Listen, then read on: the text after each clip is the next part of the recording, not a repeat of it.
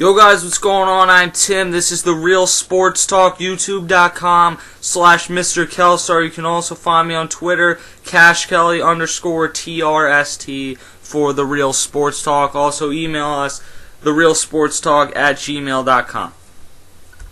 Now, I came home today. I did not make a video yesterday for the first time in a couple weeks. I took a day off because really there wasn't anything to talk about. Not because when I come home, if there's a sports thing, this is what I like to do, so I'll do this. Obviously I have other things some days, but yesterday wasn't one of them. There just wasn't anything to talk about. And today I came home, and it really didn't look like there was much to make a video about. There's some Peyton Manning stuff that really looks like he's not going to be staying in Indy. But then I was listening to the radio. They said, breaking news, Prince Fielder has landed in Detroit with the Tigers, following in his dad Cecil's footsteps. He will become a Detroit Tiger on a 9-year, $214 million contract. And really, Scott Boras comes out looking really nice in this one. He's had a bad offseason with guys like K-Rod, guys like Ryan Madson have not gotten the deals that he promised them when he was hired by them as agents. But he really hit this one out of the park, because I think the Tigers almost got desperate and overpaid. It's not that Prince Fielder isn't worth over 23, at least at this point, but I don't think that there was a team out there still that was going to give him 9 years, and I don't think there was a team that was going to give him more than 20 or 21 million, and the Tigers gave him over 23 million, about 23.5 million, I think. And I think a lot of it has to do with the fact that they want to win a World Series next year, and they felt like with Victor Martinez they had the potential to do that. Well, obviously they lost Victor Martinez last week, and that is the reason for this signing. But I think that you could have got him, and there's probably is an opt-out clause for Prince Fielder, but the problem is, if it's after 3 years and Prince Fielder doesn't do good enough to get a new contract, then you're stuck with the 6 years, and if you want to keep him because he's had 3 great years, he's going to opt out. So I think that the best option, ultimately, they could have waited and signed this guy to a 3 or 4 year deal and then let him hit free agency at age 30 or 31 and get another 6-year deal for similar money. And ultimately, they decided to go above and beyond, and the Tigers now have two $200 million contracts on their roster with, I think Miguel Cabrera is $200 million. But and that's another thing. A lot of people have asked me, where is Miguel Cabrera going to play? It sounds like Miguel Cabrera will be, for the most part, a DH this year. And then next year, if Victor Martinez comes back, look, there's a pretty decent chance that they could trade Victor Martinez after this season, because it's too much money to hold on to all 3 of these guys. And if they don't do that, then Buster Olney brought up moving Miguel Cabrera back to third base. I don't know. Miguel Cabrera, since the last time he played third base with the Fish a while ago, has gained quite a few pounds, and I'm just not sure if he can get in the shape to play first base again. We'll see. And the size factor has come up a lot with Prince Fielder. A lot of people have also asked me, is this a stupid deal because he's not going to be able to stay in shape throughout these years? Look, you could get Bartolo Colon, who burns out at age 33 and 34 because he just cannot stay in good enough shape, or you can get CC Sabathia, who at age 31, at almost 300 pounds, still looks lights out, and maybe CC won't end up being that way in 3 or 4 years.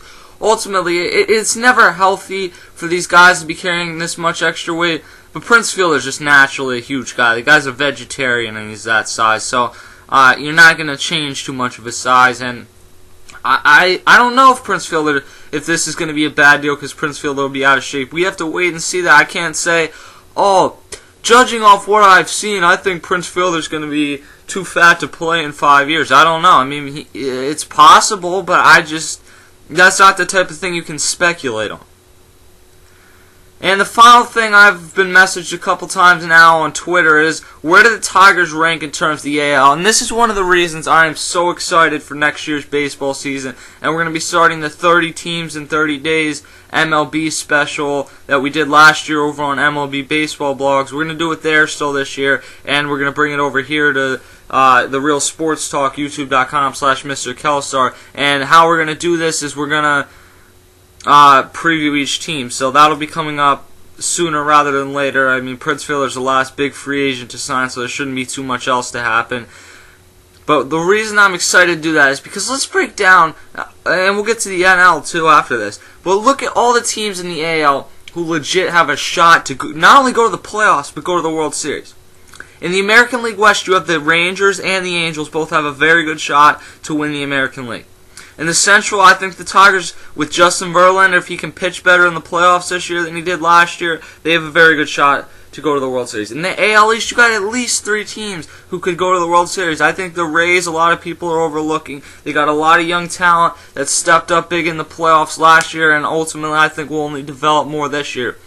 You got the Red Sox, who choked down the stretch last year, but they still have a pretty solid team. They still, for a lot of that season, had the best record in baseball, and I think that they're going to contend this year. And then the Yankees, obviously, who added Michael Pineda, they added Hiroki Kuroda, and they're still probably going to add another hitter. So they're a serious contender as well.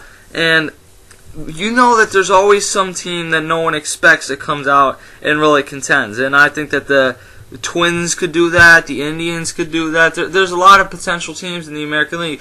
Don't sleep on the Blue Jays, who added Colby Rasmus last year, have a very solid bullpen, a good lineup. I mean, there's a lot of teams that could potentially contend in the American League. And then if you look over to the National League, you got the Phillies in the NL East. Don't sleep on the Marlins. I don't understand why people aren't buying into that. The Nationals have become a very good team over the offseason. I think Strasburg will be healthy this year and will be a very effective pitcher, one of the best in the league.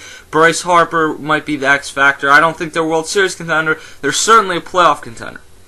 In the NL Central, well, I mean, that's one of the divisions that you kind of look at and say is taking a beating over the offseason, losing Albert Pujols and Prince Fielder in that division. But the Cardinals will still contend.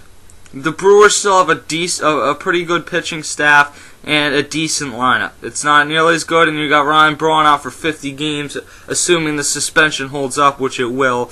And then you also have teams in the other teams in that division. I think the Reds will ultimately end up taking that division, but we'll have to see. In the NL West, the Giants could contend. I mean, they locked up Tim Lincecum to a 2-year, $40 million deal. Good job to keep from taking him to arbitration. And while he would have made only about $1.5 million more, that $1.5 million ultimately could be used to go get a relief pitcher at the deadline, go get a cheap bat at the deadline. We saw what getting a cheap bat like Cody Ross did for them a few years ago. And also in the American League West, or the NL West, the Diamondbacks had a tremendous offseason that went overlooked, adding guys like Trevor Cahill. So I'm not just saying this because I run a show that the number one sport we cover is baseball. I'm saying this because I am legitimately excited for next year's baseball season. Prince Fielder is now a member of the Detroit Tigers. Continue to check back here because no one covers baseball better than the Real Sports Talk. I'm Tim. #Deuces.